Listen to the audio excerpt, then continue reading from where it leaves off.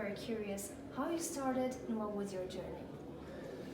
Well, let me say that I was quite fortunate that in my second year in the university, a Rotarian who happened to be a member of the faculty of the university I attended came to me and said, "Hey, we would like to start a Rotaractor club in the university. Can you help?" Now, I don't know why he chose me, but as at that point, I had already had some few things about Rotary. First on television, when a governor of a district around where I live was talking about Rotary.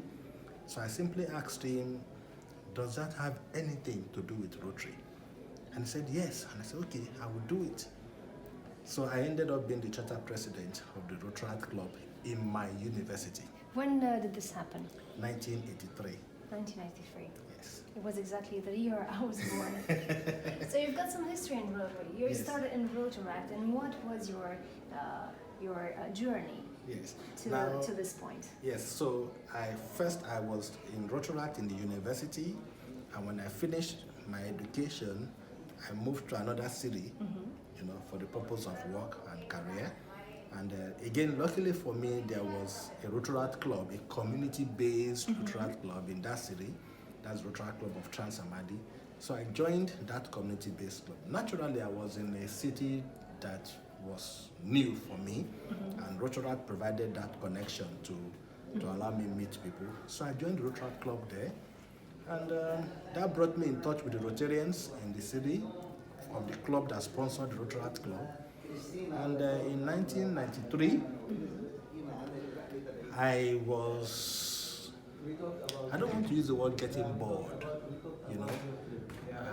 In the comfort zone, maybe? Yeah, in the comfort zone, I was beginning to feel big, Yes. if you know what I mean.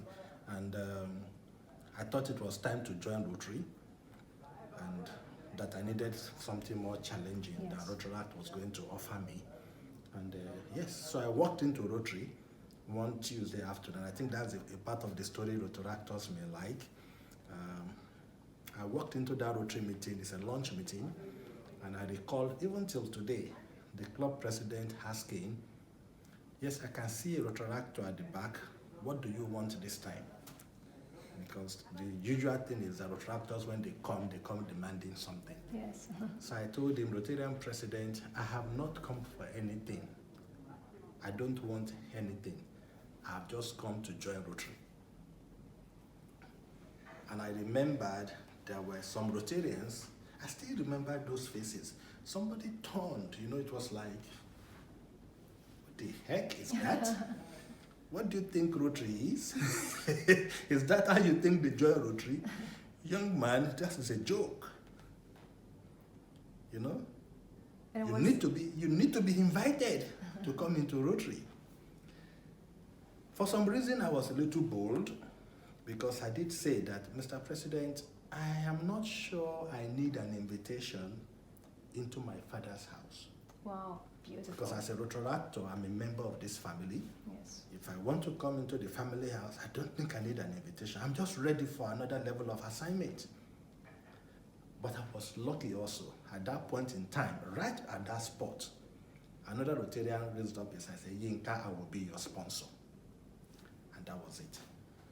And the rest is history. The rest is history. That was 1993, yes. So I joined the Rotary Club. I've remained with my Rotary Club since 1993. So I used to joke about how long I've been in Rotary. When people ask me, "How long have you been involved with Rotary?" If they are young people, I tell them I've been a Rotarian for 26 years, so I count it from 1993. If they are much more mature people, and I feel like giving them a jolt a little bit, I tell them 36 years. And the natural thing that happens next is their eyes pop. 36 years? Did you join as a baby? I say, yes. Because I had the 10 years of my Rotaractor plus my Rotary years. So what advice would you give to a Rotaractor member who wants to develop himself, who wants to join Rotary, who wants to be a district governor or maybe an area what advice would you give to him? Because you've proven that, yes, it Can can be be done. done. Yes, it can Exactly. be done. What's the recipe? It can be done. Two things. First, let me mention that unlike when I joined, when Rotary really did not want me as Rotaractor, today, from every messaging you will have received, Rotary wants Rotaractors. We want that investment to be recouped. So we want Rotaractors. So I'm hoping that when Rotaractors, former Rotaractors walk into a Rotary Club meeting and say, I have come to join, what they will see is some warmth to say, hey, finally, welcome, and not some nose thumping to say, what the heck is that? Yeah. That's number one. So I want to encourage them to take that move, to join a Rotary Club. The second thing is this. You see, there is always competition for time. But if you've been part of something for long, it becomes a part of you, and you don't really need to look for special time to do it. I think that is an advantage Rotaractors may have when they get into Rotary that may work in their favor for the purpose of leadership growth. Because it's already a part of It's their a life. part of them. And they're used to the It's a part system. of their life. Mm-hmm. They are used to attending meetings once or twice a month. They are used to creating time to do projects. They are used to volunteering. They have the volunteer mentality. Yeah, they're used to volunteering. And they know a lot already. So it's not like a new member from outside who is starting to learn the ropes of Rotary. They know it already. So when Rotaractors join Rotary, just go straight to work. And Rotarians will notice that. And that becomes an advantage in moving up the leadership ladder. But they will tend to be able to deliver more. First, they will have the energy because they are younger. They have the knowledge because they've been part of it for long. So something puts them a little bit ahead of the others who didn't come in through Rotaracts. And Rotaractors should take advantage of that. My other advice is don't be shy, of accepting leadership responsibilities. It's given to you, give it your shot, give it your best, and then leave the rest. And I mean give it your best.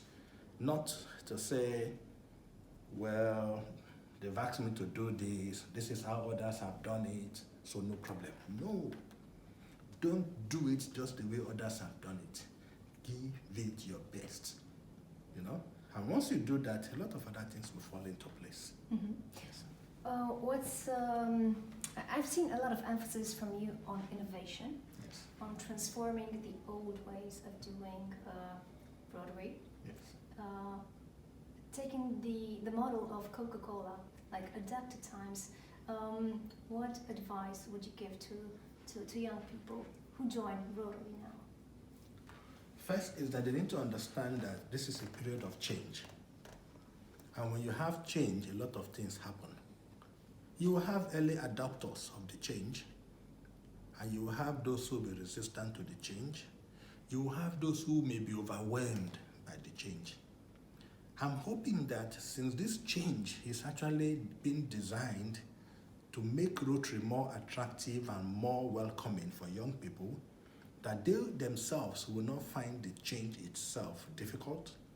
But you see, when they join clubs, they should expect that they will see behaviors that show some kind of reaction to the change. Let them not see those reactions as opposition. Let them be alert to the fact that, yes, this is probably somebody still struggling with the change. So, and it means to be patient also. Let me give you an example. There was this story of somebody having a presentation going on, and there was this young fellow who had his mobile phone in his hand, a smartphone, and was doing this. And you see, for the older generation presenter, he was not listening. But you see, he was listening. Maybe he was tweeting. Yes, he was listening. He was everything. And the fellow wanted to put him into place, and it was question time. And he raised up his hand, and the fellow was like, You've not been listening, so what can you ask? Don't waste my time. He said, no, I've been listening. And when he started asking the questions, it was like, oh, he was actually listening. Because multitasking electronically is an attribute of the new generation, so to speak. You know? So when you see, for example, somebody that is not comfortable with that medium make that kind of statement, don't get offended. Understand it as, okay, he's not used to, he does not understand what is happening there. And for Rotaractors, I think that will help, and that will help them enjoy their Rotary more. For me, again, if you then look around and you find the Rotary, the clubs in your environment so toxic that you think you cannot be part of it, create your own. That's an interesting point. Just create your own Rotary club. Find the people that understands the same, you have this a similar understanding. I mean, not similar thought, because we talk about diversity, but find people of your type, your age, your whatever, you know, of your, you know what I'm trying to look for the right words. Sometimes they may not be just young people. Sometimes they may be older people, but who are more connected, you know. And you resonate. Yes, create your own club. One final question, Yinka. What is Rotary to you? Rotary is a lot of things to me. You see, first I tell people, and I want to be philosophical a little bit about this, Rotary allows me to do much more than my 10 fingers can achieve. Whether that is in terms of connection, whether that is in terms of reaching out and helping people, whether that is in terms of developing myself. You see, whichever of those core values of Rotary that we talk about, of leadership, of diversity, of service, of friendship and fellowship, of integrity, you know, Rotary allows me to thrive in those environments. Rotary for me, for example, serves as my ethical reminder. Because a lot of times you want to do certain things and you suddenly remember, okay, if somebody sees me doing this, will they say, and he said he's a Rotarian. So you don't do it. You use the test of the 4 questions regularly, right? Yes, as a life test. Philosophy. Yes. In fact, it comes, you know, it's like if you do risk assessment, for example, or risk management is something you do regularly, you do it almost on your feet. You know, you see risk everywhere you go, and you start to do the risk processing and risk mitigation right in your brain. That is how the 4-way test works for me. You know, and it's not like a doctrine that say 1, 2, 3 must be in place. You know, everything comes together.